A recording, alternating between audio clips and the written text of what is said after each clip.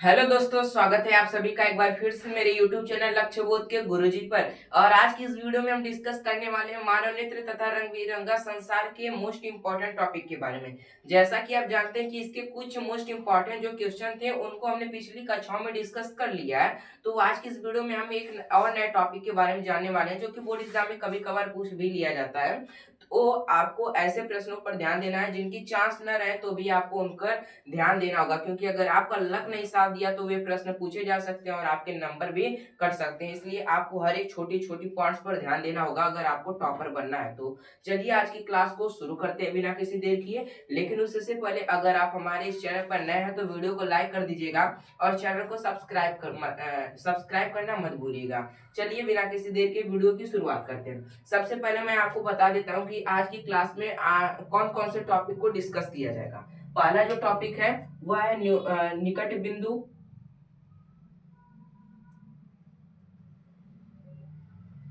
आज की क्लास का महत्वपूर्ण टॉपिक। वहीं पर दूसरा जो टॉपिक है उसका नाम है दूर बिंदु या फिर दूरस्थ बिंदु। और निकट बिंदु को हम लोग न्यूनतम बिंदु या फिर निकटस्थ बिंदु भी बोल सकते हैं। सभी चीजें एक ही हैं।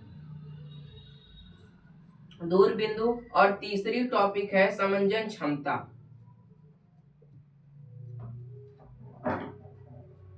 आंखों की समंजन क्षमता होती है। यानी ये तीन टॉपिक के बारे में आज की क्लास में हम लोग डिस्कस करने वाले हैं। बहुत आसानी तरह से समझेंगे कि आपको सुनते याद हो जाएगा। इतना जैसे डीप में मैं आपको बताने का प्रयास करूंगा कि इन टॉपिक्स का मतलब क्या है। दूर बिंदु और निकट बिंदु से हर वर्ष बोर्ड एग्जाम में पूछे जाते हैं। यहाँ से आपको एमसीक्यू देखने को मिल सकता है या फिर दो दो नंबर का प्रश्न देखने को मिल सकता है। तो निकट बिंदु की परिभाषा क्या है, दूर बिंदु की परिभाषा क्या है, समंजन क्षमता की परिभाषा क्या है। जैसे कि आपके स्कूल में शायद से निकट बिंदु और दूर बिंदु के बारे में नहीं बताया गया होगा, लेकिन आज की इस वीडियो में हम आपको बताएंगे। तो चलिए सबसे पहले हम लोग निकट बिंदु से ही इसकी शुरुआत करते हैं। आखिर निकट बिंदु किसे कहते हैं। वह निकटस्थ बिंदु जिस पर स्थित किसी वस्तु को देखने के लिए हमें अपने आंखों पर जोर नहीं डालना पड़े, उसी को निकट बिंदु कहते हैं। एक बार फिर से समझिए कि वह निकटस्थ बिंदु जिस पर रखी किसी वस्तु को देखने के लिए हमें क्या करना ना पड़े, अपनी आंखों पर ज्यादा जोर न डालना पड़े। कहने का मतलब है कि यहाँ पर कोई वस्तु है तो इसे हम आसानी तरह से देख सकते हैं। अगर हम अपनी आंख के पास लेकर चले आए तो हम इसे देखने के लिए अपनी आंख पर थोड़ा ना थोड़ा जोर जरूर देंगे। तो इसी के कहने का मतलब है कि वह निकटस्थ बिंदु जिस पर रखी किसी वस्तु को देखने के लिए हमें अपनी आंखों पर बिल्कुल भी जोर न देना पड़े, उसी को क्या कहा जाएगा, निकट बिंदु कहा जाएगा। और हम एमसीक्यू के तौर पर क्या पूछा जाता है कि मानव नेत्र के निकटस्थ बिंदु की दूरी क्या है। तो दूरी क्या है, 25 सेंटीमीटर। यानी अपनी आंखों से लेकर वस्तु के बीच की जो दूरी होनी चाहिए वह 25 सेंटीमीटर होनी चाहिए। तभी आप क्या करेंगे, किसी वस्तु को देखने के लिए अपने आंखों पर नहीं जोड़ देंगे, जो पास में स्थित होगी। कम से कम 25 सेंटीमीटर दूरी पर आपकी आंखों से स्थित होनी चाहिए। अगर उससे कम दूरी पर स्थित है तो आपको अपनी आंखों पर जोर डालना पड़ेगा उस वस्तु को स्पष्ट रूप से देखने के लिए। मुझे उम्मीद है कि आपको टोटली चीजें समझ में आ गई होंगी, जितनी चीजें मैंने आपको ओरली बताई है। अब एक बार फिर से सुनिए आखिर मैं कहना क्या चाह रहा हूं कि निकटस्थ बिंदु, निकटस्थ बिंदु, निकट बिंदु या फिर निकटस्थ बिंदु,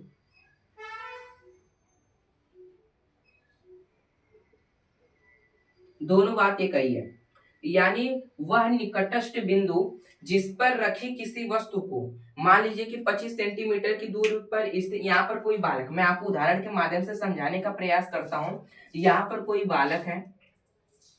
अब क्या है कि इससे कोई वस्तु यहाँ पर रखी हुई है जो कि इससे कितनी है, 25 सेंटीमीटर की दूरी पर स्थित है। अब क्या करेगा यह बालक, इस वस्तु को देखने के लिए अपनी आंखों पर यह जोर नहीं डालेगा, क्योंकि हम जानते हैं कि जो मानव नेत्र की निकटस्थ बिंदु की जो दूरी होती है वह 25 सेंटीमीटर होती है। अगर 25 सेंटीमीटर से दूर स्थित है तो भी वह अपनी आंखों पर जोर नहीं डालेगा। अगर उससे 25 सेंटीमीटर से कम स्थित है तभी वह अपने आंखों पर जोर डालेगा किसी वस्तु को स्पष्ट रूप से देखने के लिए। चलिए हम इसके डिफिनेशन को लिख लेते हैं। वह निकटस्थ बिंदु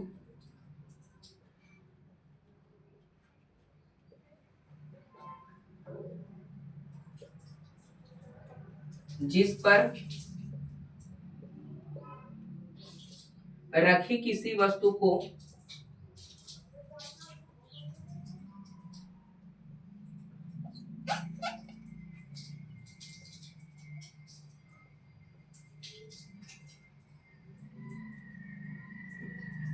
देखने के लिए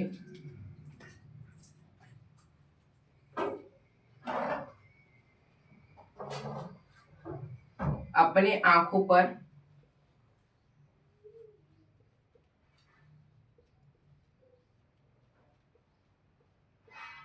जोर न डालना पड़े,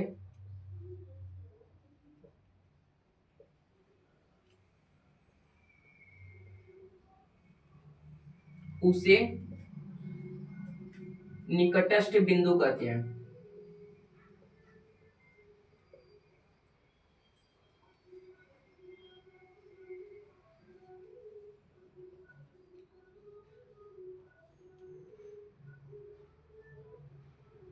ये चीजें आपको समझ में आ गई होंगी कि वह निकटस्थ बिंदु जिस पर रखी किसी वस्तु को देखने के लिए हमें अपने आंखों पर जोर नहीं डालना पड़ता, उसी को क्या कहा जाता है, निकटस्थ बिंदु कहा जाता है।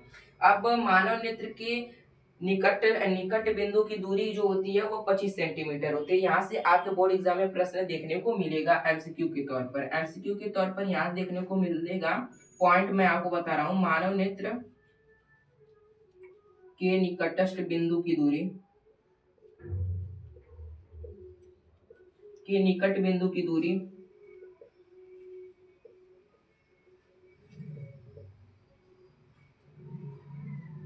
25 सेंटीमीटर होती है।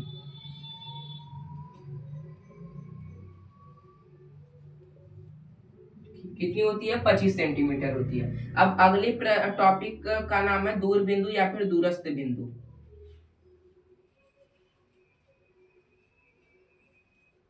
अब इसके बारे में जानते हैं कि आखिर दूरस्थ बिंदु क्या होता है। उसी प्रकार से जिस प्रकार से मैंने आपको निकटस्थ बिंदु के बारे में बताया, ठीक उसी प्रकार से इसकी भी डेफिनेशन आपको जाननी होगी दूरस्थ बिंदु की। आखिर दूरस्थ बिंदु की डेफिनेशन क्या होगी, तो दूरस्थ बिंदु की डेफिनेशन यही होगी कि वह दूरस्थ बिंदु जिस पर रखी किसी वस्तु को देखने के लिए हमें अपनी आंखों पर जोर न डालना पड़े, उसी को क्या कहा जाएगा, दूरस्थ बिंदु कहा जाएगा। इस चीज की परिभाषाओं को मैंने अपनी भाषा में कन्वर्ट करके बताया है। अगर आप एनसीईआरटी को खोल के देखेंगे तो वहां पर घुमा फिरा कर आपको बताया गया, जिस कारण से आपको याद करने में परेशानी होगी। लेकिन अगर आप इसे एक बार पढ़ेंगे ना तो आपको जिंदगी भर याद रहेगा, इतना तो कन्फर्म मैं आपसे लिख कर देता हूँ। मैंने ऐसे ऐसे इसमें जैसे वर्ड अपने से डाले हैं जो कि बच्चों को याद करने में काफी ज्यादा मदद करते हैं। तो फिर हम लोग दूरस्थ बिंदु के बारे में जान लेते हैं कि वह दूरस्थ बिंदु जिस पर रखी किसी वस्तु को देखने के लिए हमें अपनी आंखों पर जोर नहीं डालना पड़ता है, उसी को क्या कहा जाता है, दूरस्थ बिंदु। अब कहने का मतलब है कि यहाँ पर मान लीजिए कि कोई दूसरा बालक है, यहाँ पर मान लीजिए कि मैं ही हूँ, निहाल है। अब क्या कर रहा है कि इससे बहुत दूर क्या है, इसकी अखियां बना देता है, इससे बहुत दूर एक इतनी बड़ी वस्तु है और यह इससे इतनी दूर स्थित है कि इसे निहाल को इस वस्तु को देखने के लिए अपनी आंखों पर जोर नहीं डालना पड़ता है, तो उसी को क्या कहा जाएगा, दूर बिंदु कहा जाएगा। अगर जैसे कि उससे भी दूर स्थित होती कि निहाल को उस वस्तु को देखने के लिए अपनी आंखों पर जोर डालना पड़ता, तो वह दूर बिंदु नहीं है। दूर बिंदु वही है, वहीं तक दूर बिंदु है जहां तक कि निहाल को देखने के लिए, किसी वस्तु को देखने के लिए अपनी आंखों पर जोर नहीं डालना पड़ता, यानी स्पष्ट रूप से आसानी तरह से बिल्कुल दिखाई दे जा सके, उसी को दूर बिंदु कहेंगे। मुझे उम्मीद है कि आपको चीजें समझ में आ रही होंगी। और दूरस्थ बिंदु की जो दूरी होती है दूर बिंदु की मानव नेत्र के, वह अनंत होती है, यानी काफी इनफाइनाइट होती है, यानी कभी न मिटने वाली अनंत होती है। वह दूरस्थ बिंदु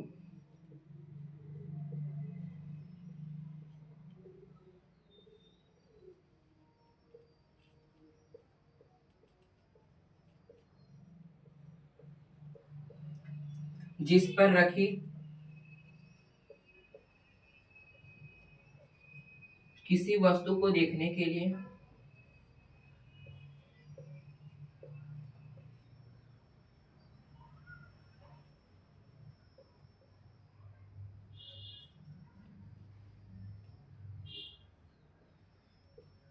हमें अपने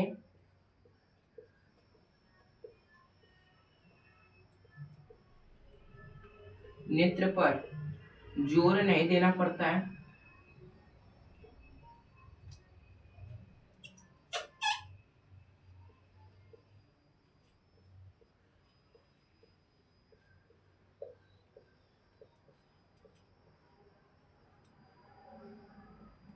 उसे दूरस्थ बिंदु कहते हैं।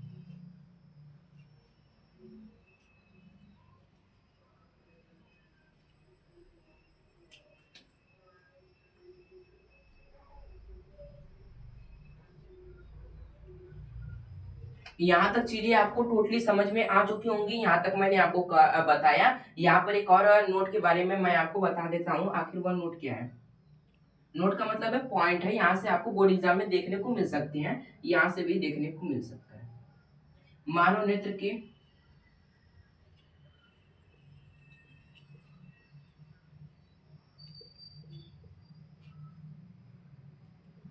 दूर बिंदु की दूरी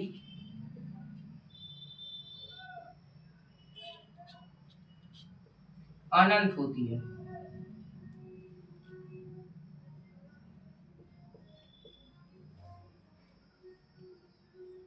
यहाँ तक चीजें आपको टोटली समझ में आ चुकी होंगी। अब मैं आपको बताने जा रहा हूँ समंजन क्षमता के बारे में।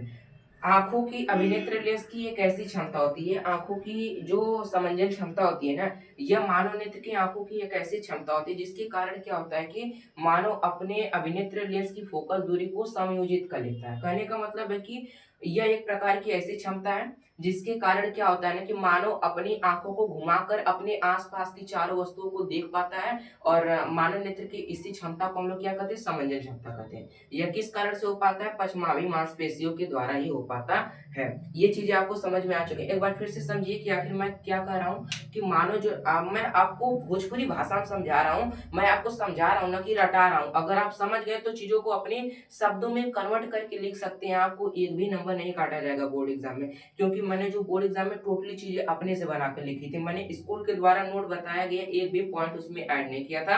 टोटल चीजें अपने से समझकर अपने से बनाकर मैंने लिखी थी। तो क्या करना है कि अभिनेत्र लेंस के बारे में जो हमारा समंजन क्षमता है, आप समझिए कि मानव नेत्र की एक ऐसी क्षमता है जिसके कारण क्या होता है कि जो मानव नेत्र होता है ना, मानव जो होता है वह अपने आसपास की चारों स्थित वस्तुओं को की फोकस दूरी को समायोजित करके देख लेता है। यानी अभिनेत्र लेंस की एक ऐसी क्षमता है जिसके कारण यह फोकस दूरी को समायोजित कर लेता है, उसी को क्या कहा जाता है, समंजन क्षमता कहा जाता है। अब भोजपुरी भाषा में समझिए आखिर क्या करना है। जो मानव नेत्र के आसपास जो आपको चारों वस्तुएं दिखाई दे रही हैं चारों तरफ, जैसे मेरे तरफ यहाँ पर बांस रखा हुआ है, सामने कैमरा है और पीछे यहाँ पर व्हाइट बोर्ड है, तो मैं एक नेत्र में एक प्रकार की क्षमता पाई जा रही है जिसके कारण मैं अपनी फोकस दूरी को परिवर्तित कर करके वस्तुओं को देख पा रहा हूँ, आंखों को घुमा घुमा कर। तो इसी प्रकार की क्षमता को समंजन क्षमता कहा जाता है। मुझे उम्मीद है कि टोटली चीजें आपको समझ में आ रही होंगी। यहाँ से मैंने आपको समंजन क्षमता के बारे में भी बताया कि आखिर समंजन क्षमता का क्या करना है। अब इसे हम लोग अपने भाषा में लिखेंगे आखिर यह क्या कर रहा है। समंजन क्षमता यहाँ पर लिख दे रहा हूं।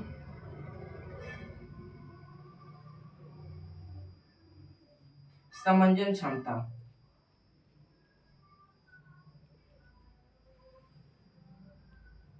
अभिनेत्र लेंस की एक ऐसी क्षमता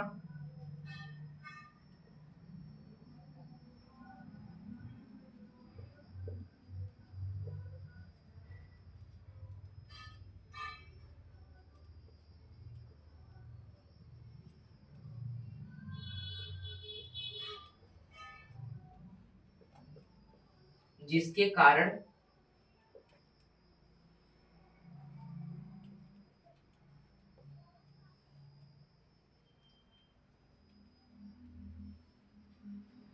मानव नेत्र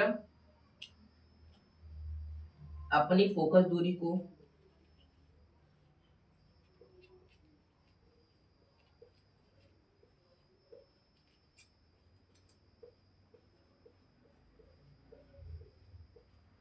समायोजित कर लेता है।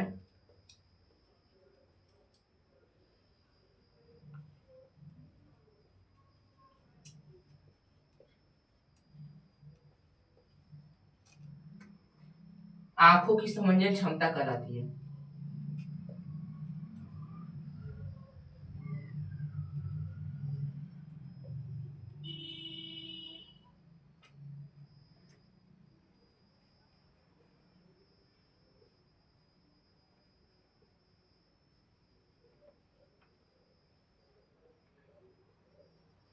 यहाँ तक चीजें मैंने आपको बताया कि आखिर किस किस चीज के बारे में बताया।